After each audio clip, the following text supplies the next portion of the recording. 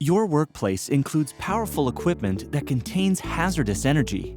Hazardous energy can take many forms: electrical, pressurized air, mechanical, chemical, and more. If a power switch is accidentally engaged, or there is a release of stored energy when a worker is close to or inside the machine during cleaning, unjamming, or maintenance, it can be catastrophic. But by knowing about the right safety procedures, you can be safe. You may be used to using equipment at work, but maybe you weren't trained on a safety procedure called lockout-tagout. Lockout-tagout ensures all forms of energy are controlled to prevent the equipment from being started, moved, or accidentally engaged.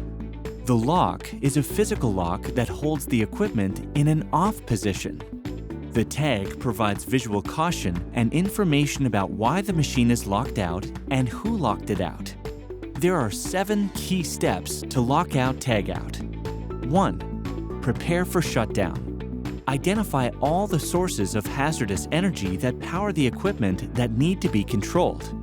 Notify those who may be impacted by its shutdown. 2. Shut down equipment. Turn off the machine using the normal shutdown procedure. 3. Isolate equipment.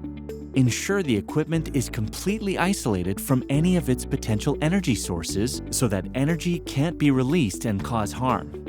An energy isolating device is a mechanical device that prevents the transmission or release of energy, such as switches, valves, and electrical disconnects. Shut all valves and turn off the electrical disconnects. 4. Control stored energy. An authorized person must make sure all stored hazardous energy has been blocked, bled, released, and restrained. 5. Apply lockout device.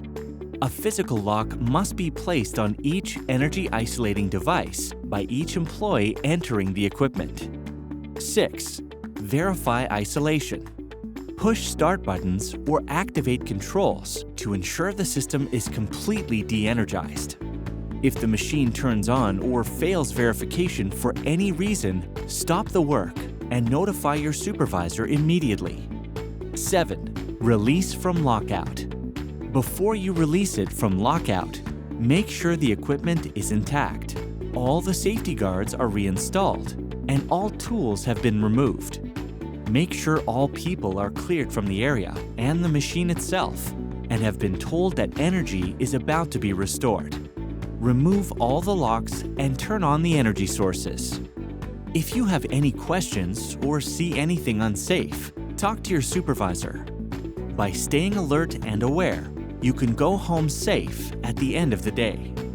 For more workplace safety tips, free tools, and checklists, visit WSPS.ca or check out our YouTube channel.